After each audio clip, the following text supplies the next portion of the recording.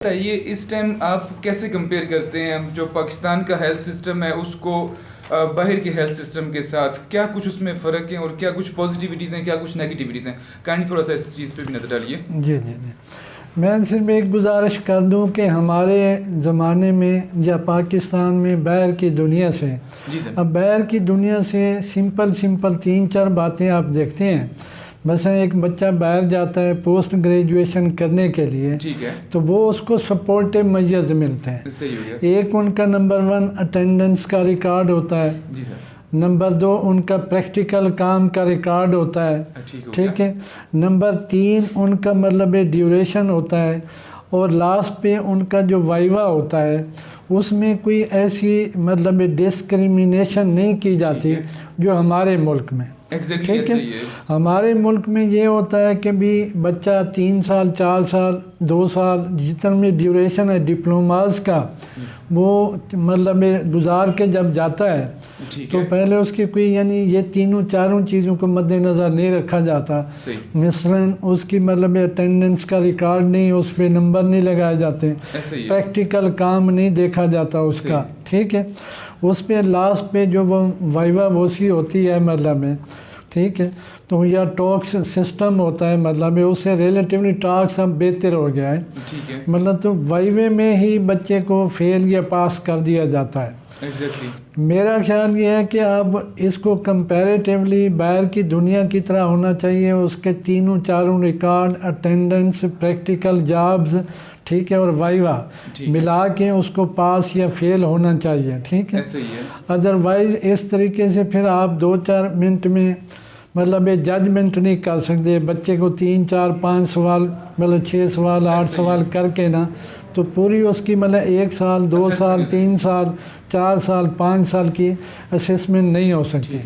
मैं मिसाल देता हूँ, अगर आपने करनी भी है तो मतलब थोड़ी सी ये आम सी तजावीज़ हैं, कोई ऐसी नहीं है। मसलन आप 5, 10, 20 बच्चे जितने के आपने इंटरव्यू करने हैं, एक तो वही तरीका अडॉप्ट करें।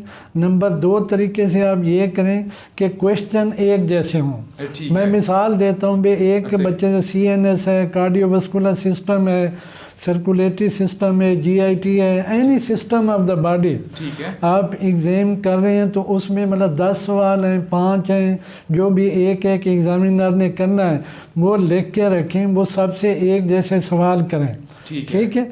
और फिर उसके बाद किसी सुपरवाइज़र की जो आपके ऊपर सुपरविजन करे उसकी ज़रूरत नहीं पड़ेगी। ठीक है। आप डायरेक्टली दूसरा के इंटरव्यूज़ के नंबर आप कम से कम रखें। यही जो आपने सवाल करने हैं टॉक सिस्टम की तरह या वो टेबल मतलब डिफरेंट बना के उस पर लिख के रख दें। उस बच्चे का बाकी MCQs हो जहाँ पे थोड़ा सा शार्ट मतलब में उस स्टोरी क्वेश्चन करने वो जवाब लिख के देगा। उस वक्त आप उसको मतलब कैलकुलेटर में डालें, जो निज़ाम है उसको मिले, ताकि डिस्क्रिमिनेशन ख़त्म होती जाएगी। हम बेहतर से बेहतरीन की तरफ जा सकते हैं। अदरवाइज़ हम मतलब एक ऐसा मतलब सिस्टम फेलियर की तरफ जा रहे हैं जो मतलब आज एक प्रोफेसर है वो सब अख्तियारात हैं, कल वो नहीं रहता, उसके बच्चे दूसरे बंदे के पास आ जाते हैं। आज तो प्रोफेसर की नहीं मानता। मतलब जूनियर और सीनियर आपस में मतलब मुकाबला मतलब करते हैं। तो पॉजिटिविटी को प्लीज़ ले आएँ, पॉजिटिविटी को ले आएँ ताकि निज़ाम बेहतर से बेहतर हो सके। बाहर की मिसालें भी हैं, यहाँ इस ममालिक में भी मतलब अपने मुल्क में भी मिसालें कायम की जा सकती हैं। ऐसा नहीं है ये नामुमकिन है, अनहोनी नहीं है। ऑल दैट इज़ मतलब पॉसिबल एट आवर लैंड। हम कोई पूरी दुनिया के हमारे डॉक्टर जो पाकिस्तान के हैं किसी पूरे मतलब मुल्क से पूरी दुनिया में सर्विसेज दे रहे हैं किसी लेवल पे, इंजीनियरिंग पे, डॉक्टरी पे, हेल्थ पे, एजुकेशन पे, साइंटिस्ट हैं, वो बहुत बेहतरीन सर्विसेज दे रहे हैं। तो उनको सर्विसेज के बदले में बहुत अच्छी सैलरीज भी मिल रही है, रिगार्ड उनका किया जाता है, रिस्पेक्ट मिलती है उनको।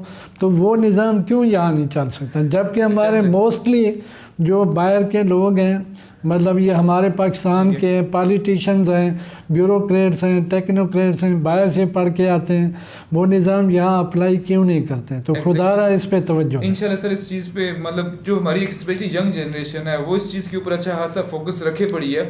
और लेकिन ये है कि आप वाली बात है कि एक ट्रेडिशनल सिस्टम है, जो प्रोफेसर, एसोसिएट प्रोफेसर, एक जो रेट रेस लोग चलते हैं, उसकी वजह से अच्छा खासा डैमेज हो चुका और हो रहा है। हमारी जो अच्छी ऐसी टैलेंटेड और यूथ तो sorry to cut off you, problem ये है कि आज तक हम रिटायर होने वाले हैं, 60 ईयर को पहुंचने वाले हैं। हमने नहीं देखा तो we should never feel helpless, hopeless, worthless, workless. We must feel helpful, useful, workful, worthful. वो कैसे हम फील करेंगे? खुदारा कोई पॉजिटिव स्टेप तो लेना आप। मतलब पॉजिटिव स्टेप हम नहीं लेंगे तो हम कैसे कह सकते हैं? सर इंशाल्लाह अगर आप जैसी पॉजिटिव सोच हमारे साथ होगी तो इंशाल्लाह ताला पॉजिटिविटी को शुरू करेंगे। मतलब वो 0 से 1 2 3 तो इंशाल्लाह ताला ये होगा। इंशाल्लाह सर, जरूर इंशाल्लाह ताला। इंशाल्लाह।